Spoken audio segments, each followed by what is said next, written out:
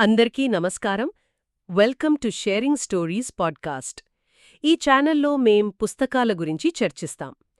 ఈ రోజు మనం అనితా కృష్ణన్ రాసిన ghosts of the silent hills అనే పుస్తకం గురించి మాట్లాడుకుందాం. అవును. ఈ పుస్తకం పేరు వినగానే ఇది ఒక సాధారణ దెయ్యాల కథల పుస్తకం అనిపిస్తుంది. కానీ ఇది అంతకంటే చాలా ఎక్కువ. ఇది హిమాలయాల ఒడిలో, ముఖ్యంగా సిమ్లా చుట్టుపక్కల ప్రచారంలో ఉన్న జానపద కథలు, నిజ జీవిత అనుభవాల నుండి పుట్టిన కథల సంకలనం అన్నమాట. సిమ్లా హా పేరు వినగానే అందమైన పర్వతాలు, చల్లని వాతావరణం గుర్తొస్తాయి. కాని అలాంటి అందమైన ప్రదేశం గురించి ఎన్ని భయానక కథలు ఎందుకు పుడతాయి? ఆ నిశ్శబ్దం వెనుక నిజంగా ఏముంది? సరే, దీని లోతుల్లోకి వెళ్దాం. ఈ కథలు కేవలం మనల్ని భయపెట్టడానికేనా, లేక వాటి వెనుక ఇంకా ఏవైనా లోతైన అర్థాలు దాగి ఉన్నాయా? ఖచ్చితంగా ఉన్నాయి. అక్కడే ఈ పుస్తకం ప్రత్యేకత బయటపడుతుంది. ఇవి కేవలం దెయ్యాల కథలు కావు, మానవ భావోద్వేగాల కథలు. ఒంటరితనం, అసంపూర్తిగా మిగిలిపోయిన కోరికలు, అన్యాయానికి గురయ్యామనే బాధ, తెలియని దాని గురించిన భయం, ఇలాంటి ఎన్నో ఇతివృత్తాలు ఈ కథలకి ప్రాణం పోస్తాయి. రచయిత్రి దృష్టి కేవలం భయపెట్టడం మీద లేదు. అంటే ప్రతి దెయ్యం వెనుక ఒక కథ, ఒక తీరని బాధ ఉన్నాయన్నమాట. కాని ఇది కొంచెం విచిత్రంగా అనిపించడం లేదా? ఒక హారర్ కథలో మనం దెయ్యం పట్ల సానుభూతి చెందితే ఇక భయమెక్కడుంటుంది? అదే అసలైన సైకలాజికల్ ట్రిక్. ఇక్కడ గమనించాల్సిన విషయమేంటంటే, భయంతో పాటు జాలి కలిసినప్పుడు ఆ భావోద్వేగం మరింత బలంగా, మరింత వ్యక్తిగతంగా మారుతుంది. Bring your book to life with AI. Plotsformovies.com helps you create movie-like trailers for your book, allowing filmmakers to visualize your story just the way you imagined it while writing. Enhance the storytelling experience to a whole new level with realistic characters, immersive voiceovers, and cinematic sound effects. No more boring stock images or generic clips. Captivate your audience, spark curiosity, make readers and filmmakers eager to explore more. Plotsformovies.com, where your story becomes cinema. మనం ఎవరినైతే చూసి జాలిపడుతున్నామో వాళ్లే మనల్ని భయపెడుతున్నారనే ఆలోచన మనల్ని ఇంకా ఎక్కువగా కలవరపెడుతుంది. దెయ్యాన్ని ఒక రాక్షసిగా కాకుండా ఒకప్పుడు మనలాగే కోరికలు, బాధలు ఉన్న ఒక వ్యక్తిగా చూపించినప్పుడు ఆ భయం మనకు మరింత దగ్గరవుతుంది. మనం కూడా ఇలాగే మిగిలిపోతామా అనే ప్రశ్నను మనసులో నాటుతుంది. భయం కేవలం బయటి నుండి రాదు, మన లోపలి నుండే పుడుతుంది. ఇది చాలా ఆసక్తికరంగా ఉంది. అంటే ఆత్మలు కేవలం ప్రతీకారం కోసం రావు, వాటి కథను చెప్పడానికి వస్తాయన్నమాట. వాటి బాధను ఎవరైనా వినాలని ఆశిస్తాయి. సరిగ్గా అదే. ప్రతి కథలో ఒక విషాదకరమైన గతం లేదా తీరని కోరికల కారణంగా ఆత్మలు ఈ లోకంలో ఎలా చిక్కుకుపోయాయో రచయిత్రి వివరిస్తారు. ఇది ఆ ఆత్మలు ఎందుకు అలా ప్రవర్తిస్తున్నాయో అర్థం చేసుకోవడానికి ప్రయత్నింపజేస్తుంది. వాళ్లు కేవలం భయపెట్టే శక్తులు కాదు, న్యాయం జరగని బాధితులు. ఆ సానుభూతే ఈ పుస్తకం యొక్క అసలైన బలం. ఈ వ్యక్తిగత భయమనే అంశం చాలా శక్తివంతమైనది. బహుశా ఈ కథలు నిజ జీవిత సంఘటనల ఆధారంగా ఉన్నాయని చెప్పడం కూడా దాని ప్రభావానికి ఒక కారణం కావచ్చు. నిజమైన కథ ఆధారంగా అని చెప్పినప్పుడు మన దృక్పథం పూర్తిగా మారిపోతుంది కదా. అది పాఠకుల అనుభవాన్ని ఎలా ప్రభావితం చేస్తుంది? అవన్నీ నిజంగా ఉన్నాయి. రచయిత్రి చెప్పే ప్రతి ప్రదేశాన్ని మనం గూగుల్ చేసి చూడవచ్చు. దీనివల్ల ఆ భయం కేవలం పుస్తకానికే పరిమితం కాకుండా మన వాస్తవ ప్రపంచంలోకి ప్రవేశిస్తుంది. అంటే మనమెప్పుడైనా సిమ్లా వెళ్తే ఈ పుస్తకం మనల్ని వెంటాడుతూనే ఉంటుందన్నమాట. నిస్సందేహంగా మీరా పుస్తకం చదువుతున్నప్పుడు ఆ చల్లని గాలి మనల్ని తాకుతున్నట్టు, ఆ నిశ్శబ్దం మనల్ని చుట్టుముట్టినట్టు అనిపిస్తుంది. ఒక్క క్షణం ఆలోచించండి. మీరు సిమ్లాలో ఆ నిర్మానుష్యమైన రోడ్డుపై ఒంటరిగా నడుస్తున్నారు. చుట్టూ చిమ్మచీకటి. ఒక్కసారిగా మీ వెనుక ఎండిన ఆకులు కదిలిన శబ్దం. అది గాలికి కాదు అని మీకు తెలుసు. ఆ ఫీలింగ్ ఎలా ఉంటుంది? రచయిత్రి ఆ అనుభూతిని అక్షరాల్లోకి తీసుకువస్తారు. మన చుట్టూ ఉన్న నిశ్శబ్దంలో కూడా ఏదో దాగి ఉందనే భావన బలంగా కలుగుతుంది. సాధారణంగా హారర్ అనగానే మనకు రక్తం, హింస, భయంకరమైన అరుపులు గుర్తుకొస్తాయి. కాని ఈ పుస్తకంలో అలాంటివి లేవని విన్నాను. మరి రచయిత్రి భయాన్ని ఎలా సృష్టిస్తారు? ఆమె శైలి ఎలా ఉంటుంది? ఇందులో అత్యంత ఆసక్తికరమైన విషయమేంటంటే, ఈ పుస్తకంలో జంప్ స్కేర్స్ లేదా హింస దాదాపుగా ఉండవు. రచయిత్రి శైలి చాలా సున్నితంగా, నెమ్మదిగా భయాన్ని పెంచేదిగా ఉంటుంది. దీనిని సైకలాజికల్ డ్రెడ్ అంటారు. అంటే భయాన్ని మీ కళ్ళ ముందు చూపించటం కంటే మీ మనసులో పుట్టించటం. వాతావరణమే ఇక్కడ ప్రధాన పాత్ర. దాన్ని కొంచెం వివరిస్తారా? వాతావరణం ఎలా భయపడుతుంది? ఉదాహరణకు దట్టమైన అడవులు, ప్రాణాంతకమైన నిశ్శబ్దం, చల్లని, చీకటి రాత్రులు. కథలో ఒక పాత్ర ఒంటరిగా ఒక దారిలో నడుస్తుంటే చుట్టూ ఉన్న నిశ్శబ్దం ఒక పాత్రలా మారిపోతుంది. ఆ నిశ్శబ్దంలో వినిపించే చిన్న చిన్న శబ్దాలు కూడా గుండె వేగాన్ని పెంచుతాయి. తెల్లచీరలో కనిపించే అందమైన స్త్రీ లేదా లోయలోపడి చనిపోయిన వారి అరుపులు వంటి వర్ణనలు పాఠకుల మనసులో చాలా కాలం నిలిచిపోతాయి. హింస కంటే నిశ్శబ్దం, ఊహ ఎక్కువ భయపడతాయని ఈ పుస్తకం నిరూపిస్తుంది.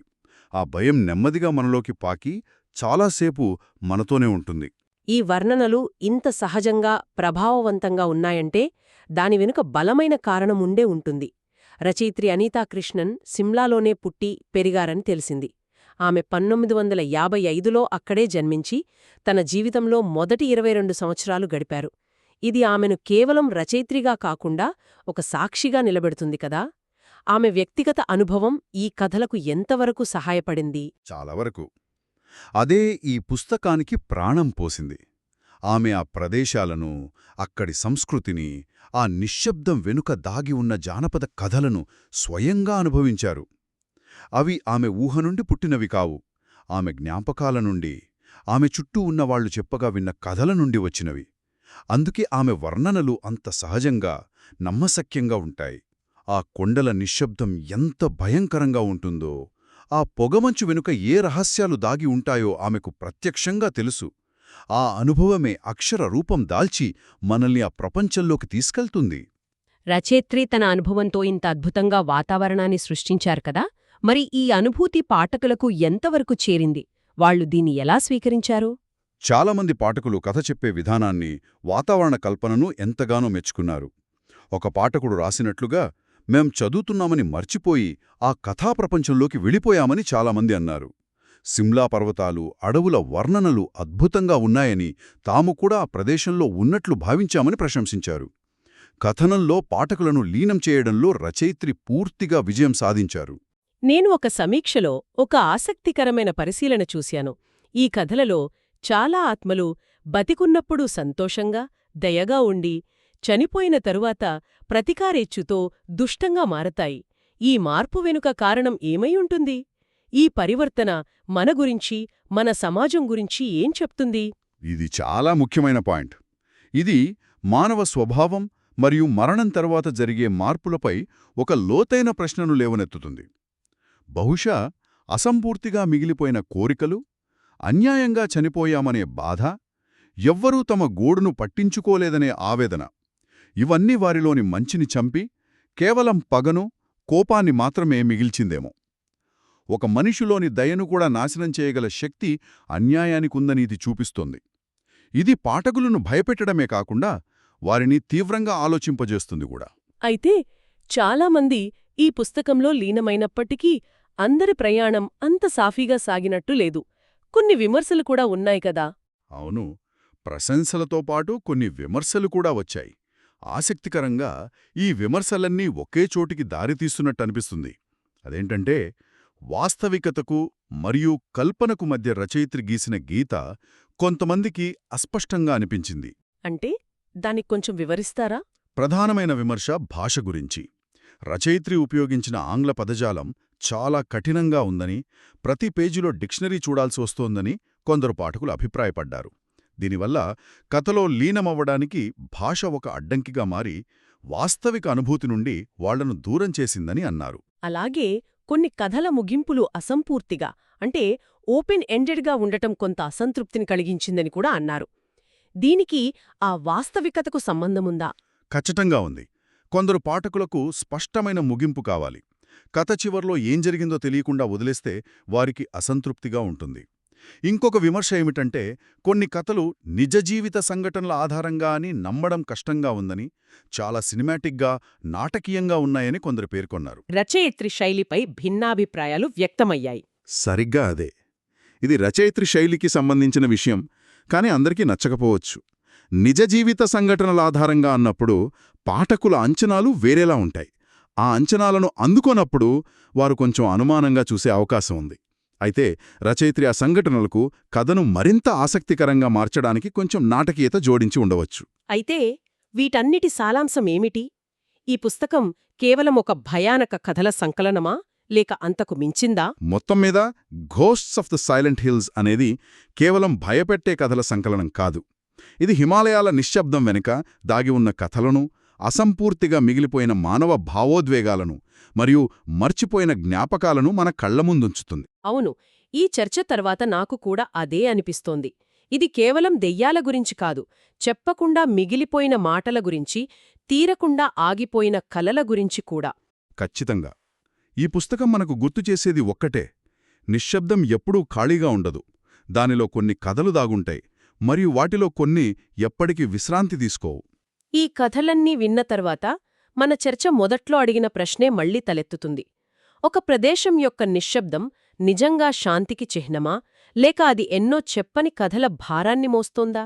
ఈ ఆలోచనతో ఈ చర్చను ముగిద్దాం. మేం sharingstories.inలో #PushingIndianAuthors ప్రచారంలో భాగంగా భారతీయ రచయితల పుస్తకాలను ప్రోత్సహిస్తున్నాం. ఈ కంటెంట్కు plotsformovies.com మద్దతిస్తోంది. ఇదొక AI enabled book trailer platform. పుస్తకం కొనే ముందు దాని గురించి బాగా అర్థం చేసుకోవడానికి అక్కడ 1 నిమిషం ట్రైలర్ను చూడవచ్చు. మా ఈ ప్రయత్నం నచ్చినట్లయితే దయచేసి మా ఛానల్కు సబ్స్క్రైబ్ చేయడం ద్వారా మరియు ఈ వీడియోను లైక్ చేయడం ద్వారా మమ్మల్ని సపోర్ట్ చేయండి. ఈ అద్భుతమైన పుస్తకాన్ని తప్పకుండా చదవాలి. దీన్ని కొనడానికి లింక్ కింద డిస్క్రిప్షన్లో ఉంది. చివరగా, భారతీయ రచయితలు రాసిన మీ అభిమాన పుస్తకమేదో కామెంట్స్లో మాకు తెలియజేయండి. మీ సూచనల కోసం ఎదురు చూస్తుంటాం. మరో ఆసక్తికరమైన పుస్తకంతో మళ్ళీ కలుద్దాం. అంతవరకు సెలవు.